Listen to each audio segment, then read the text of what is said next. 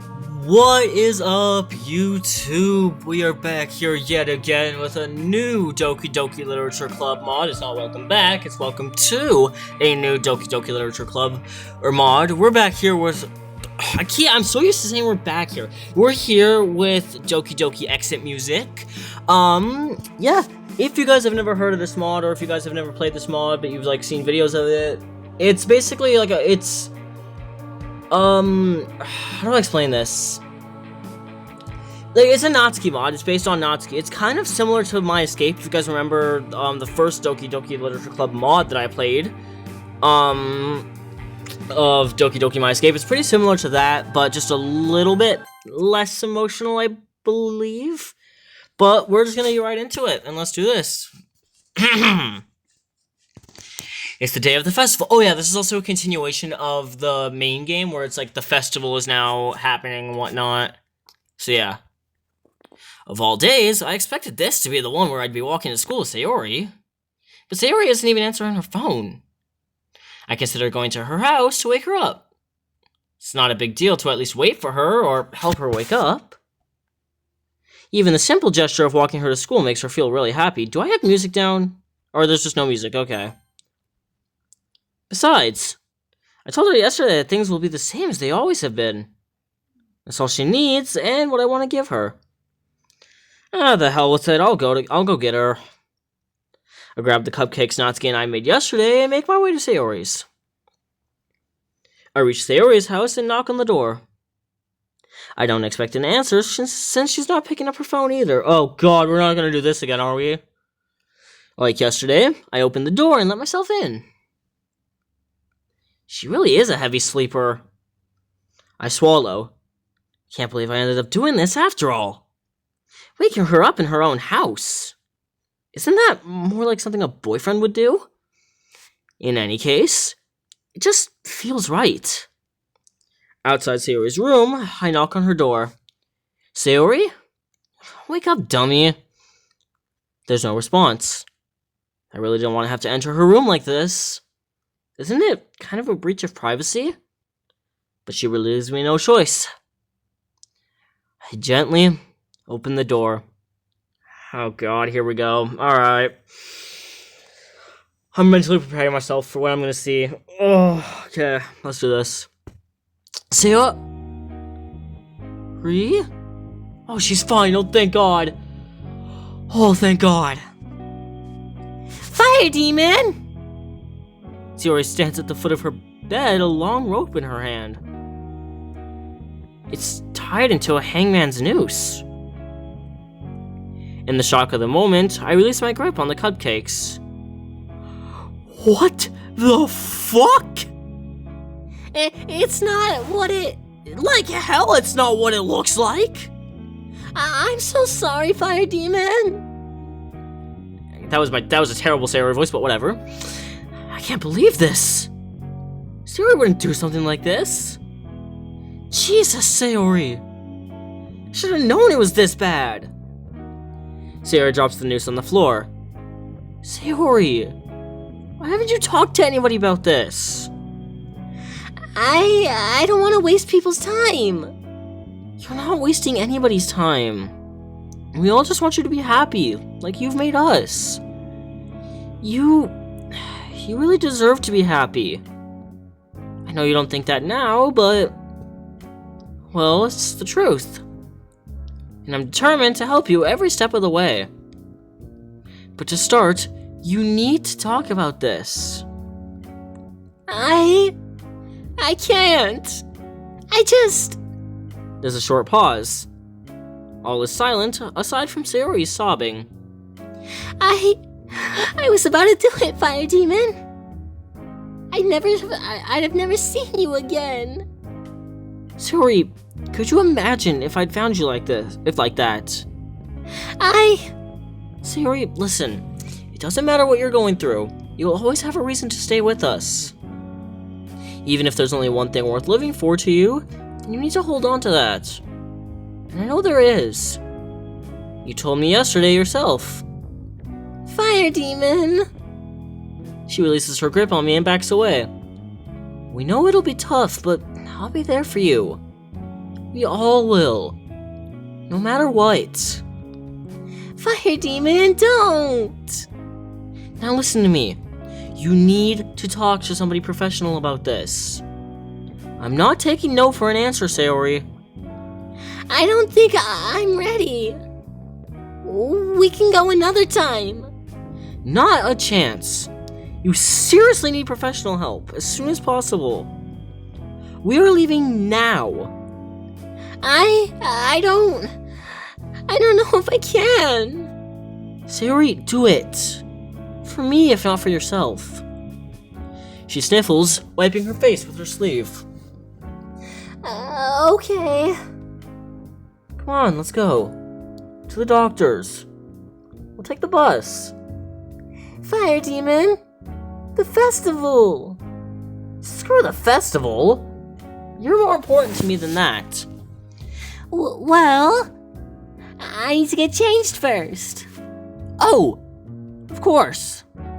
I nod and take a step outside the door, reaching down to pick up the rope first, taking it with me just in case. She gently nods, shutting the door in my face. I'm a little anxious leaving her alone right after something like this. Regardless, she does need her privacy. I kneel down, beginning to clean up the cupcake massacre littering the floor with the towel. Natsuki is gonna kill me! I return downstairs and untie the noose, dropping the loose rope into the trash. I linger downstairs for a moment or two before heading back upstairs. She's probably ready by now. Okay. I knock on Sayori's door, and she answers. Ready? Sayori nods once, her eyes glued to the floor. This is what's best for me, right? She stares at me, expectant of an answer. I feel uneasy, but answer anyway. I know it is. Come on now, let's get going.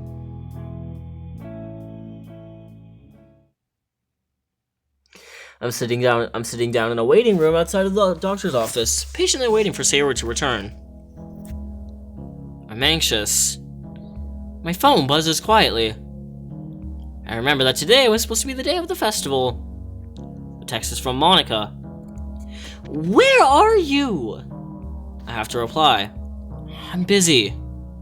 Really, Fire Demon, please don't tell me you've got cold feet about the poems or something. It's a bit more serious than that. What's going on? I don't know if I can tell you right now. But it's serious, okay? You gotta believe me. Fine. Just hurry up and bring Sayori with you. I look up at the door. Through the small window, I can see Sayori breaking down in her chair, her head resting on the doctor's desk. I feel terrible, knowing that I let her reach such a point due to my own negligence. Behind me, the door that leads from the entrance to my waiting room swings open, and a couple of nurses walk by. But my phone buzzes again in my hand, and I turn my attention back to it. It's just me and Yuri here, damn it! Why? Where's Natsuki? I don't know. Please just get here quick and bring Sayori, okay? It's a personal issue. I can't promise anything, but I'll try to get to the festival before it's over, okay? Okay. A couple of minutes of idle waiting pass before I get another message from her. Forget it. Everyone's here already and they're waiting. We have to cancel. I returned my phone to I returned the phone to my pocket, running my hands through my hair. Why now? I feel terrible for Sayori, the fact that she's in such pain right now and how oblivious I was to all of it. But on the other hand, I also feel like I've put Monica and Yuri on the spot in front of all of our classmates. Monica and Yuri? That reminds me of something that Monica told me. Where is Natsuki? Suddenly, the door to the waiting room opens again, and another nurse walks by. However, she's accompanied by someone familiar. Oh, fuck! Hold on, this is gonna be my screenshot. There we go. Natsuki! Are you okay? She quickly turns and runs back the way she came, exiting the hospital in tears. I jump out of my seat to speak to her, but I notice the nurse staring at me suspiciously. I take a seat once more, anxious now about Natsuki's well-being as well as Sayori's. Excuse me? What happened to her? She explains how Natsuki wandered into the hospital, bloody and bruised, looking for help. Poor Natsuki! She then cautiously asks if I had anything to do with Natsuki's injuries. Christ, no! I don't even know what's going on! I had to bring my friend here, she tried to... I stopped myself. I doubt Sayori would want me to talk about her struggles so openly. Not now, anyway. Well, listen, it's serious, okay? I bite my lip as the nurse continues on her way. My phone buzzes again. Are you sure you don't know where Sayori or Natsuki are? I already told you I don't know. I can't tell her about Natsuki either. Chances are it's her own personal issue and she'd deal with it in her own way.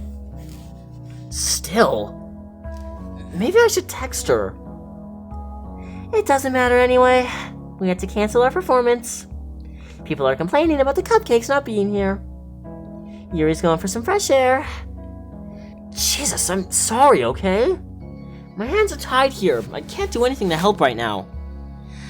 Okay, whatever. Thanks a lot, Fire Demon. I sigh. Now I pissed Monica off because I couldn't bring myself to tell her what happened. I decided to text Natsuki quickly about what I just saw. A couple of minutes pass with no response. The message doesn't even get marked as read. The office door swings open, and Sayori emerges. Fire Demon, are you okay? Not really, I'm just stressed out. How are you?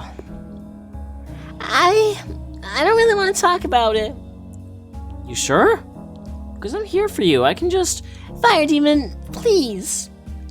Can't we just... drop this? I just don't want to make a big deal out of it, especially in front of the other club members. I stand up. Sayori, I don't think you understand how big of a deal this really is. You nearly killed yourself. I think you should go home and rest for a couple of days, okay?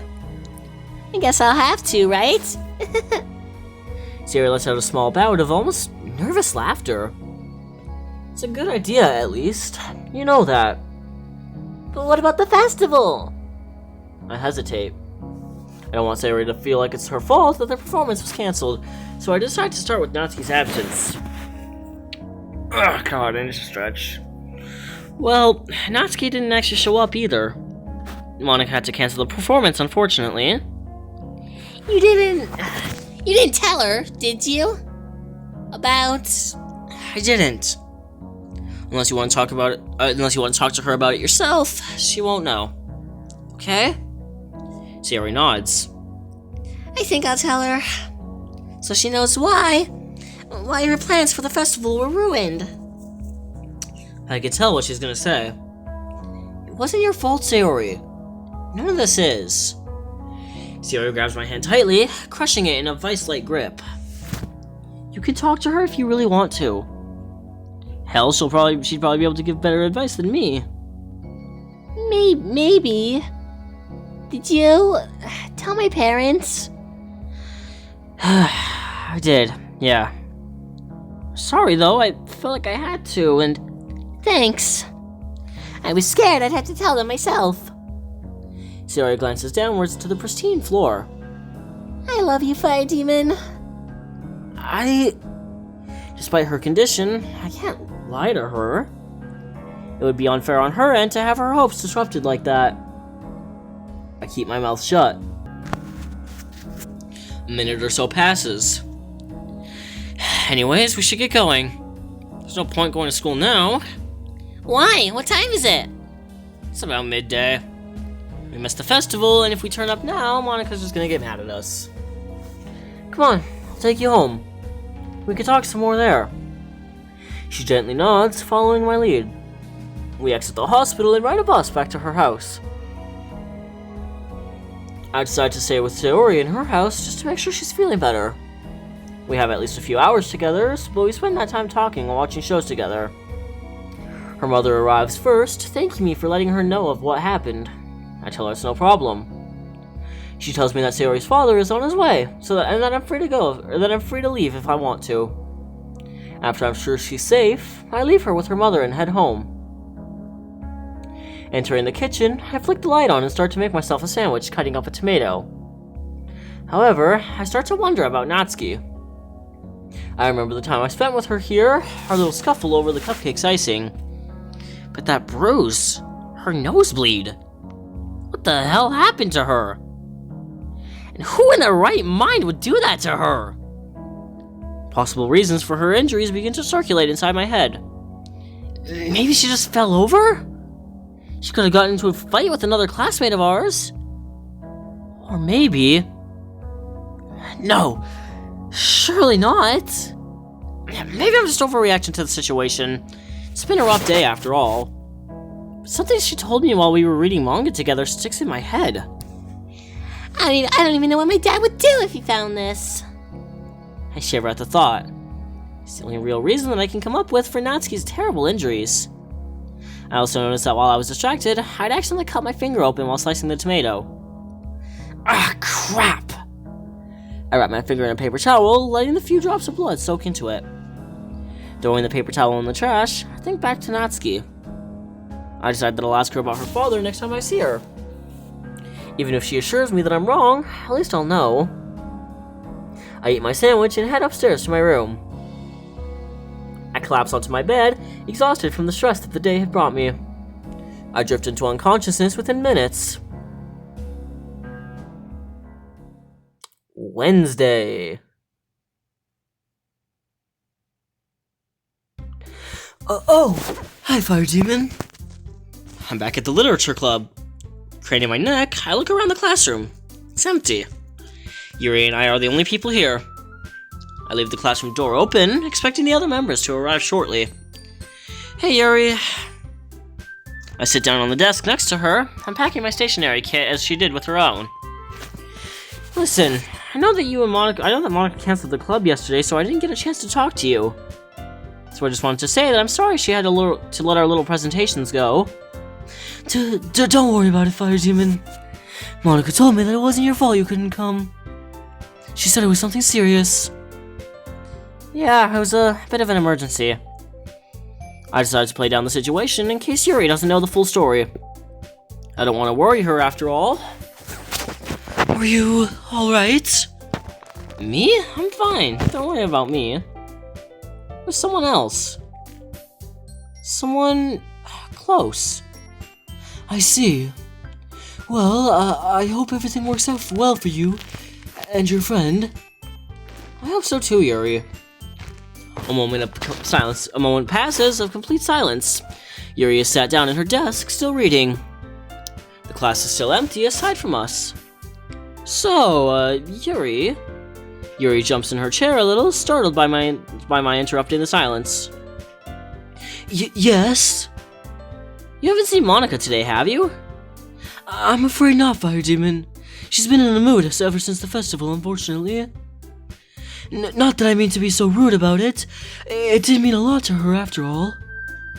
I know it did. That was why I wanted to speak to her. Maybe if I explained why Sayori and I were absent, then she might forgive me. Well, the both of us. But I promised Sayori that I wouldn't say anything to Monica. Has Monica said anything about me since the festival? Not really. I mean, she did complain that the three of you were gone. I was kinda thankful that we got to cancel. Not to ruin Monica's plans, though. I'd never do such a thing intentionally. I know you wouldn't, Yuri, don't worry. I could tell you're too good of a person to be so mean. Besides, you have no reason to want to sabotage her like that. Right? Yuri falters for a moment, lost for words. Not at all. It's just that... I don't even know if I should be telling you this. Well, I overheard Monica talking about you and Sayori to one of her friends. I wasn't eavesdropping, though. What'd she say? I heard her mention that the only good reason to cancel on her festival was if someone died. Oh, what? Monica wouldn't say something like that. Right? She's a sweetheart. Besides, not only is it egocentric, it's insensitive. Even if she didn't know about Sayori, it felt like it was too close to reality. Wow, that's harsh. I doubt she meant it, though. What I mean to say is, she was in no position to say that. I understand that she was frustrated about it, but there's never a good reason to say such horrible things about. Yuri's words get caught in her throat, and she retreats to the confines of her book. I turn and see Monica standing in the doorway, giving Yuri an intense glare. She doesn't dare to meet Monica's gaze, instead concentrating on the portrait of Markov. I wish I could do the same. I swallow. She huffs and starts talking. Where's Sayori and Natsuki? She stares at Yuri intently. Monica's presence, even just Monica's presence, intimidates me. I don't know Monica. I haven't seen them. She gives me an acidic stare, her emerald eyes piercing my confident facade. Did Sayori tell her about the hospital? Are you sure? Yeah. Alright then. How come you weren't at the festival, Fire Demon? I had a family emergency. At this point, I'm practically lying to her face to keep Sayori's secret safe until she feels comfortable confiding in Monica. Then again, I've known Sayori for so long, she's pretty much a part of my chosen family at this point. She's like a sister to me. So it's more stretching the truth than it is lying to her. Well, that's what I'll tell myself anyway. Right. Monica's not having any of this. Even if she doesn't know what's actually going on, she must know that I'm lying to her. But for Sayori's sake, I have to keep face for her. I can't betray her trust. If she finds out I told someone that private information... Monica's demeanor suddenly changes, and she looks at the two of us with a wry smile on her face. Okay, you two. Since we're the only ones here, I've decided that we're gonna have to cancel today's meeting. Hopefully there won't be any more emergencies or absences tomorrow. The emphasis on those words worry me, due to how aggressively she spoke them. That's all. You can leave now. Yuri looks up from her book, guiltily, and packs up, silently dropping the portrait of Markov and her stationary kit into her bag. She scurries out of the classroom without a word. Monica turns her attention to me, expecting me to pack up. I nod and pick up my bag, exiting into the hallway without another word. Walking through the school's dormant hallways, I reach the door to the courtyard but stop, placing my head in my palm. I forgot my own stationery. I'm an idiot. I return to the classroom hastily to find my leather pencil case opened. As I swipe it into my bag, I realize my pen is missing. Are we really bringing back the pen jokes from the original game? Alright. A quick glance around, and I conclude that I must have lost it earlier. Returning to the courtyard, I notice Yuri. She's moving hurriedly, clutching her bag tightly against her chest and wiping her face with her sleeve. Yuri? She doesn't notice me at first, so I jog to catch up to her. Yuri, what's wrong? Hi. It's nothing. Really? Yeah, I'm alright. Really. I don't believe her. My eyes meet Yuri's for a brief moment before she looks away. I could tell something terrible happened in the few minutes we were separated. But what could have brought her to this state? I take hold of her shoulder to try to slow her down, so she can face me. She jumps, but complies as she comes to a halt at the school's entrance. Yuri, whatever's on your mind, you can tell me. I am your friend after all. It's not much. It was just something that Monica said. Monica? What could she have said? Well, if you don't mind my asking, what did she say? I don't really feel comfortable talking about it. If you're okay with that. Monica must have said something really hurtful. It's fine, really. I understand. Well, if you're sure about that. You're always welcome to talk to me, though. I guess it'd be nice if you walked with me. Maybe we can talk on the way. Sayori isn't here, and I've got some time to kill. Besides, I feel like I can't refuse. Not when she's so emotional. Yeah, okay. I'm sure that'd be nice. Following Yuri, I take the opposite turn from my usual walk home. Soon enough, I find myself in a part of our town that I rarely visit. The walk between us is mostly silent. Yuri occasionally sniffles, wiping at her face. What the hell did Monica say to her? I decide to make some light conversation. Something about writing might be nice. She does take comfort in talking about subjects she's passionate about after all. So, Fire Demon, how do you like writing poems? She must have read my mind. Well, I usually like to listen to music while I write. Even if it's just quiet, playing softly in the background. You know what I mean? Really?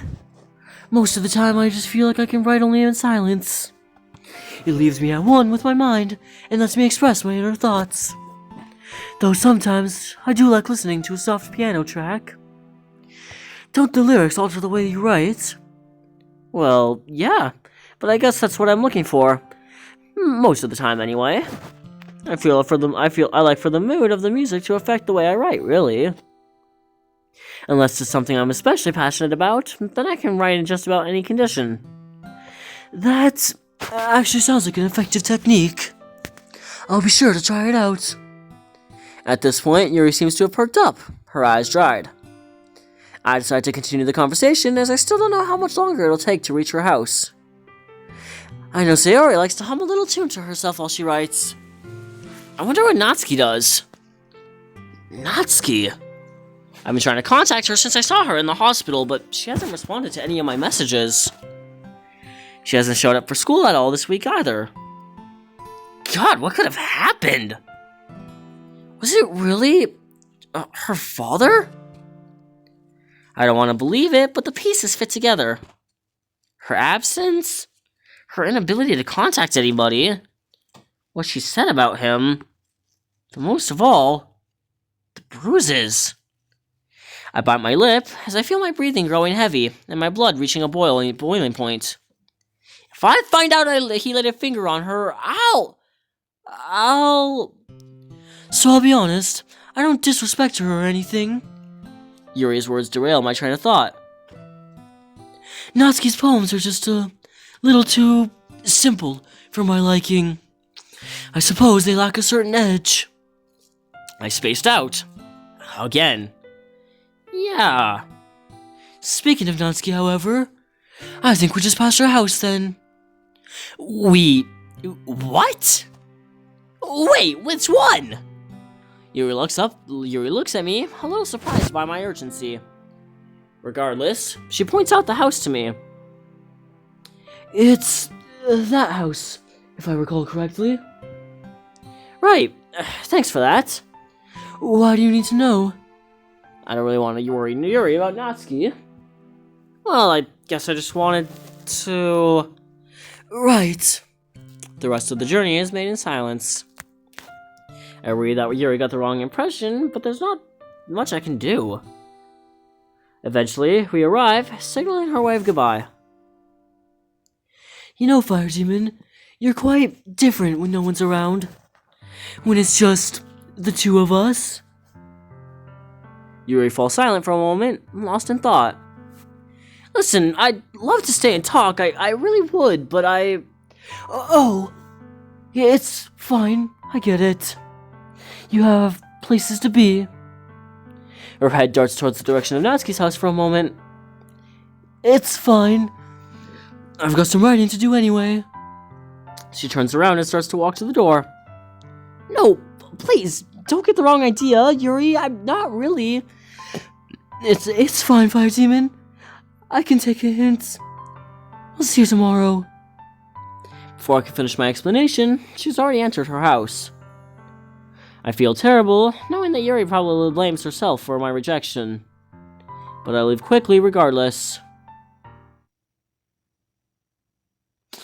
Alright, well, I'm gonna leave that episode of Doki Doki exit music here. If you guys enjoyed that episode, please make sure to hit that like and subscribe. Helps me out a ton, and it really does help support the channel. But with that, I'm gonna leave that episode here. Peace out.